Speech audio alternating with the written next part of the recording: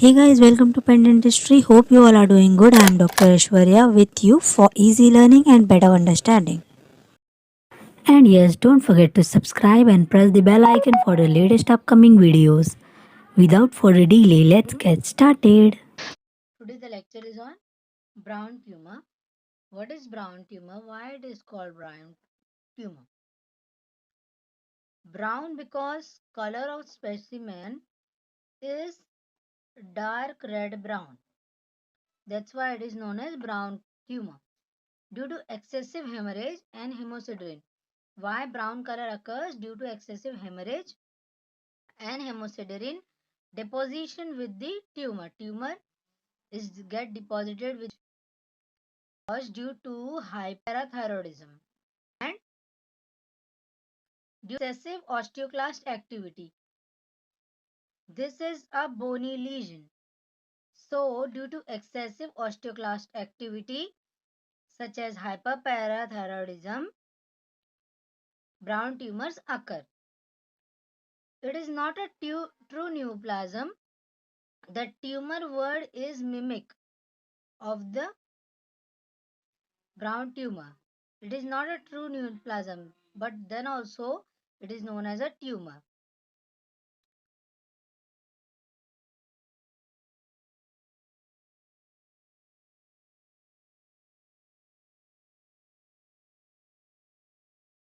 What are the clinical features of brown tumor? First is it mostly occurs in women. Most suffering gender is women. Occur at 30 to 60 years of age. 30 to 60 years of age. Area commonly affected is mandible, clavicle, ribs and pelvis. Both solitary and often multiple. Long-standing lesions can causes cortical plate extension.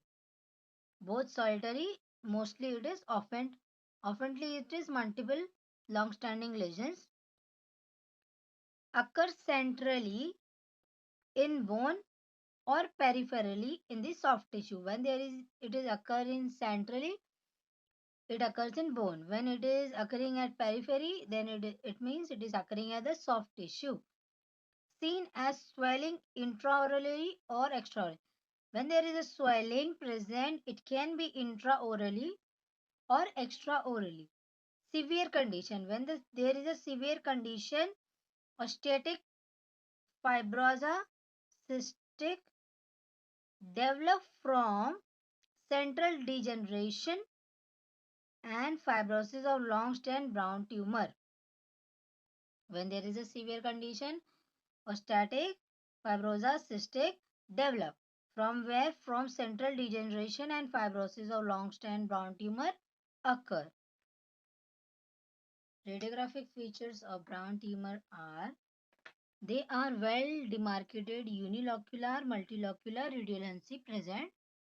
Appearance of numerous small randomly oriented trabeculae is present. There is a loss of lamina dura in the teeth when you will be taking periapical radiograph. Cortical expansion takes place by multiple lesion in variable defined margin seen. Tooth root appears taper. The root of the tooth appears taper long. Okay, taper. Skull radiograph. When you are going to take a skull radiograph, it shows patchy region of demineralization. What it show? Patchy region of demineralization. Known as salt and pepper appearance. It is known as salt and pepper appearance. This was the radiographic feature. Uninocular multilocular radiolucency, trabeculae seen, lamina dura get lost, and cortical plate expansion is seen, tooth root taper, and there is a demineralization, patchy region seen. Of brown tumor is serum PTH is elevated, alkaline phosphate levels are elevated, phosphate levels vary from normal to low. The level of 1 to 5 dihydroxy vitamin D is elevated. 1 to 5 dihydroxy vitamin D is elevated. Serum calcium level is elevated, that is 10.5 mg per dl. What is elevated? PTH, alkaline phosphate, serum calcium level,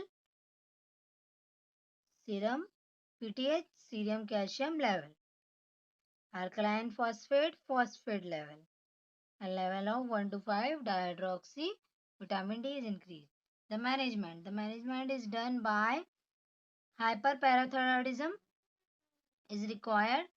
Calcitriol and cinacalcate is used. Sometimes surgical excision is also done for the removal of the brown tumor.